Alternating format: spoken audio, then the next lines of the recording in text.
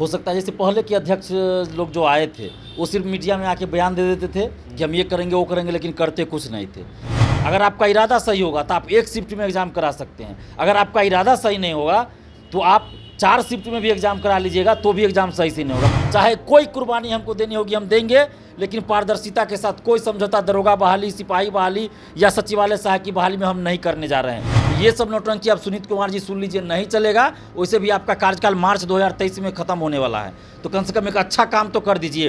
वैसे तो हम लोग सरकार से ये मांग कर रहे हैं कि सबसे पहले सुनीत कुमार को हटाया जाए। ऐसे लोगों को चेयरमैन बनने का कोई अधिकार ही नहीं है, नैतिक अधिकार नहीं है। और अभी भी OMR सीट बाहर ले जाकर रंगवाने की भूल मत कीजिएगा अमरिंदर कुमार जी।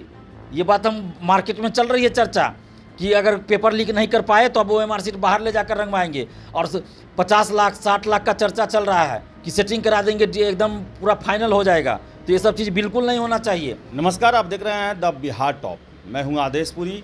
आपको बता दें कि BPSC ने काफ़ी अच्छा और आश्चर्यजनक परीक्षा जो कहा जाता है उसको ऑर्गेनाइज कराया।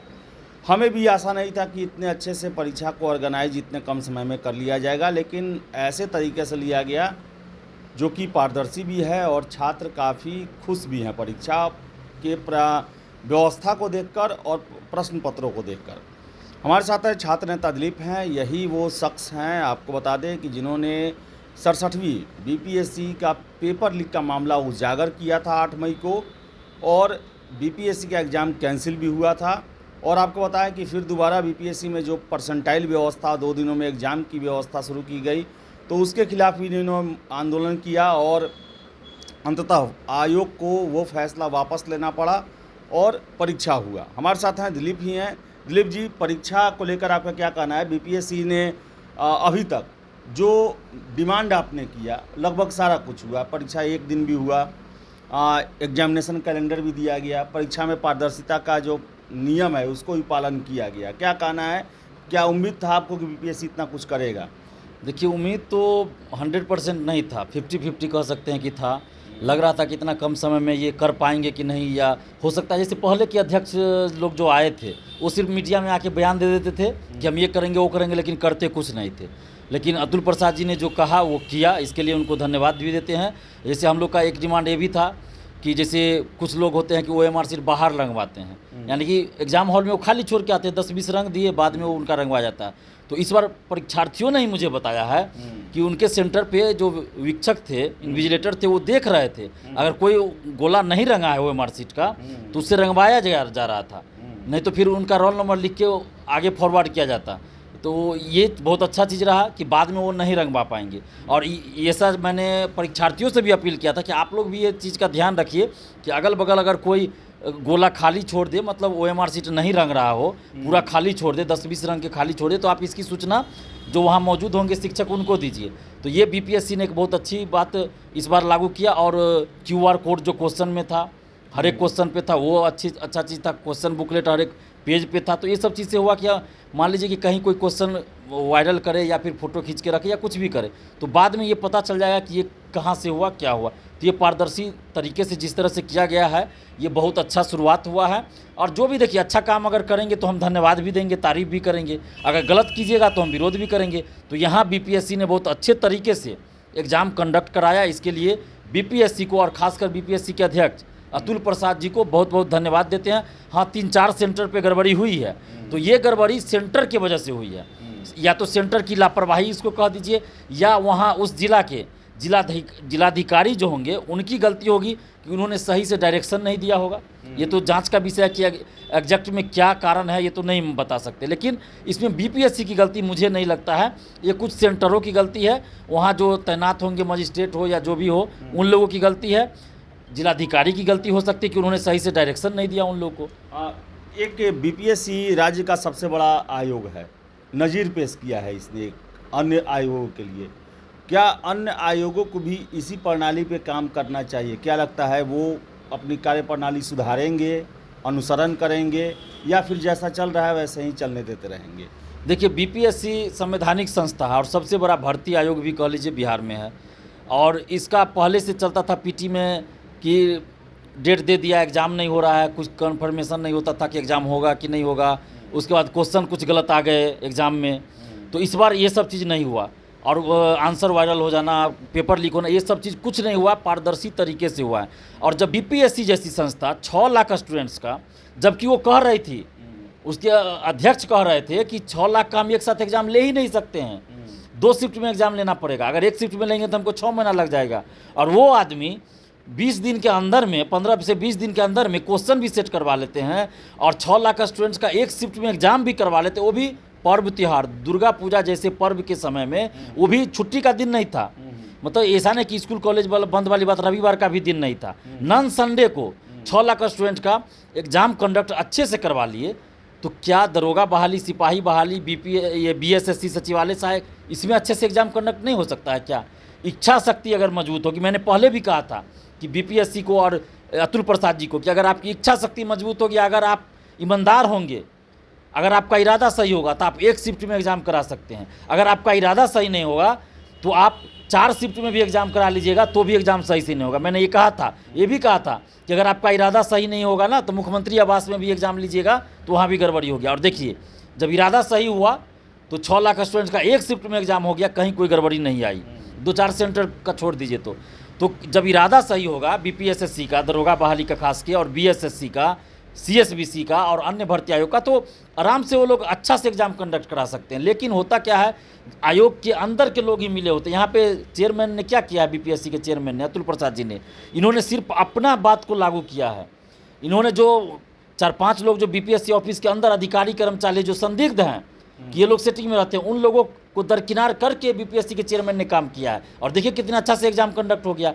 तो बीपीएसएससी खासकर दरोगा बहाली, उसका जो अध्यक्ष है सुनीत कुमार, वो तो किसी का बात ही नहीं सुनते हैं। उनको तो लगता है कि जैसे बिहार का सुपर सीएम वो है, पारदर्शिता लाने की तो बात ही छोड़ दीजिए, वो तो कहते हैं कि जो हम करेंगे वही होगा। तो उनको भी इससे सबक लेनी होगी कि जब बीपीएससी को झुकना पड़ गया और नीतीश कुमार जी को 2 बार हस्तक्षेप 3 बार करना पड़ गया लगातार, तो आप किस फेरे में पड़े हुए हैं? आपको क्या लग रहा है कि आप छात्र मान जाएंगे? अगले बहाली में, दरोगा बहाली में हर हाल में पारदर्शिता चाहिए। सचिवालय सहायक, सीजीएल 3, बीएसएससी सीजीएल 3, चाहे सिपाही बहाली हो, हर चीज़ में हम लोग को पारदर्शिता चाहिए। और पारदर्शिता से कोई समझौता बिहार का स्टूडेंट अब नहीं करेगा। चाहे कोई कुर्बानी हमको देनी होगी हम देंगे, लेकिन पारदर्शिता के साथ कोई समझौता दरोगा बहाली, सिपाही बहाली या सचिवालय सहायक की बहाली में हम नहीं करने जा रहे हैं। तो अभी जो खासकर बीएसएससी सीजीएल 3 का है, नवंबर 28-29 नवंबर को है ना, 26-27 नवंबर को है। तो बीएसएससी के सचिव और अध्यक्ष को हम बता देना चाहते हैं कि आपको पारदर्शिता लाना होगा। और पटना हाईकोर्ट ने भी आपको आदेश दिया था प्रथम इंटर स्तरीय बहाली में कि आप OMR सीट ये सब जारी कीजिए। तो इस बार हर हाल में चाहे दरोगा की नई वैकेंसी आवे तो सुनीत कुमार जी सुन लीजिए, सीएसबीसी के चेयरमैन केएस द्विवेदी जी सुन लीजिए, चाहे अगला सिपाही बहाली आप निकालिए, सुनीत कुमार जी, दरोगा बहाली अगला जब भी आवे, और सीजीएल 3, बीएसएससी सीजीएल 3 सचिवालय सहायक का जो एग्जाम होना है, तो रविंद्र कुमार जी आप भी सुन लीजिए। हर हाल में पारदर्शिता चाहिए। पारदर्शिता के साथ अब बिहार का स्टूडेंट कोई समझौता नहीं करेगा, चाहे हमें कोई कुर्बानी देनी होगी हम देंगे। पारदर्शिता में क्या क्या डिमांड है? पारदर्शिता में हमें चाहिए, जिस तरह से बीपीएससी ने क्वेश्चन पे QR कोड लगाया है, हर एक पेज में क्वेश्चन बुकलेट नंबर दिया गया है, उसी तरह से चाहे वो दरोगा बहाली हो, सिपाही बहाली हो, या बीएसएससी सीजीएल 3 का या कोई भी एग्जाम हो, उसमें QR कोड चाहिए, हर एक पेज पे क्वेश्चन बुकलेट नंबर चाहिए, और क्वेश्चन परीक्षा समाप्ति के बाद परीक्षार्थियों को मिलना चाहिए। OMR सीट का कार्बन कॉपी लगा रहना चाहिए जो परीक्षार्थियों को परीक्षा समाप्ति बाद मिलना चाहिए, और आंसर की जारी होना चाहिए। और जब रिजल्ट प्रकाशित होता है तो कटअप के साथ साथ सभी का मार्क्स जारी होना चाहिए, दरोगा बहाली हो, सिपाही हो या सचिवालय सहायक। अब ये नहीं हम सुनेंगे कि 1 साल बाद या फाइनल रिजल्ट के बाद, प्रक्रिया समाप्त होने के बाद आप रिजल्ट मार्क्स बताएगा, ये चीज़ नहीं चलेगा, बिल्कुल नहीं चलेगा। तो ये हर हाल में चाहिए। और एक टाइम टेबल के अंदर एक जो वार्षिक कैलेंडर होता है वो हर आयोग का जारी होना चाहिए, जैसे सीजीएल 3 में किया गया, बीएसएससी ने कर दिया आंदोलन के डर से। तो ये अच्छी बात है, लोकतंत्र में ये होना चाहिए। अगर सही चीज़ के लिए अगर कोई डिमांड हो रहा है तो बात को माना जाना चाहिए। इसके लिए हम धन्यवाद देते हैं रविंद्र कुमार जी को, बीएसएससी के चेयरमैन साहब को, कि आपने वार्षिक कैलेंडर जारी किया जिसकी मांग हम लोग कर रहे थे। नहीं तो हम लोग 15 सितंबर के बाद आंदोलन भी करने वाले थे।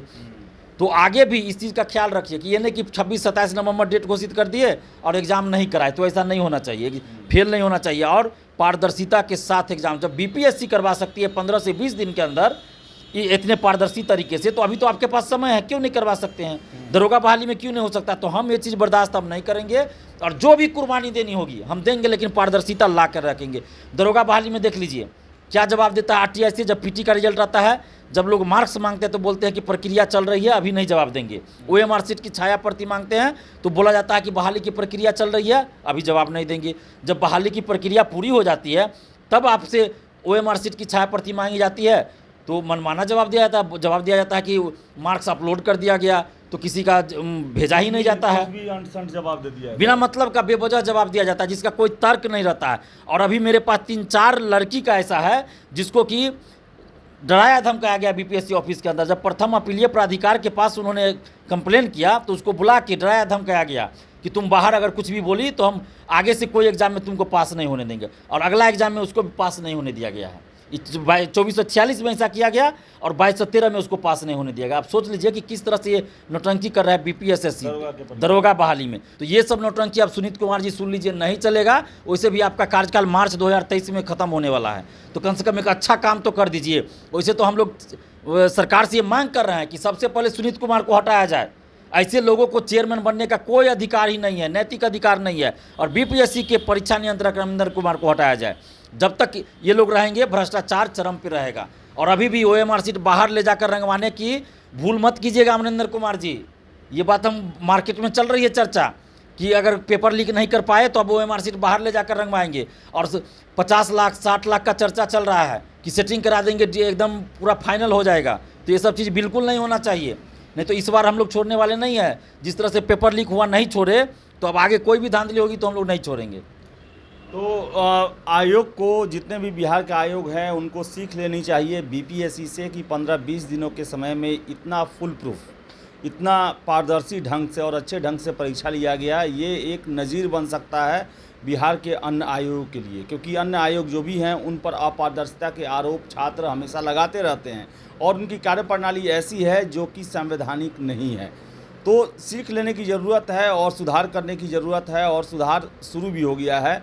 हम आशा करेंगे कि बिहार में जितनी भी प्रतियोगी परीक्षा हैं उनमें पारदर्शिता का पालन किया जाए और योग्य उम्मीदवारों का ही चयन किया जाए। तो फिलहाल एक और कुछ बोलना चाहते हैं? CGL 2 में, बीएसएससी CGL 2 में 150 में 138 139 कट ऑफ गया था निगेटिव मार्किंग रहते हुए। फाइनल का मैं बात बता रहा हूँ। ये सीधा दिखा रहा है कि ओएमआर सीट बाहर ले जाकर रंगा गया है। तो इसलिए हम लोग, रजक पर भी तो आरोप है केस बीएसएससी का ही जूनियर इंजीनियर का ओएमआर सीट बाहर निकाल के रंगवाने का। तो इसीलिए हम लोग ये बर्दाश्त नहीं करेंगे इस बार। और जितने भी अभ्यर्थी हैं हम सबसे आग्रह कर रहे हैं कि आप लोग हमारा साथ दीजिए। जिस तरह से बीपीएससी को हम लोगों ने झुकाया है, सीएसबीसी, बीएसएससी और बीपीएसएससी यानी दरोगा बहाली के भर्ती आयोग को भी हम लोग झुका के रहेंगे और पारदर्शिता ला कर रहेंगे। और सरकार से भी हम आग्रह कर रहे हैं कि एक दिशा निर्देश जारी करे कि सभी भर्ती आयोग पारदर्शिता लाएं और दरोगा की जो वैकेंसी है वो जल्द सरकार निकाले, क्योंकि लाखों स्टूडेंट्स इसका इंतजार कर रहे हैं। तो दरोगा की वैकेंसी, सिपाही की नई बहाली जल्द निकाले सरकार। द्वितीय इंटर स्तरीय वैकेंसी भी निकाले, चूँकि लाखों स्टूडेंट्स इसका इंतजार कर रहे हैं। और पारदर्शिता लाने के लिए सरकार की तरफ से भी एक दिशा निर्देश जारी किया जाना चाहिए। चलिए, बहुत बहुत धन्यवाद। और दिलीप ने अपनी बातें रखी कि पारदर्शिता लानी चाहिए। और आपसे मेरा गुजारिश है कि आप चैनल को सब्सक्राइब जरूर कर लें। ये हमारा चैनल है, आजीवन हमें इसी चैनल में काम करना है। और वीडियो अच्छा लगे तो इसे लाइक करें, शेयर करें। बहुत बहुत धन्यवाद।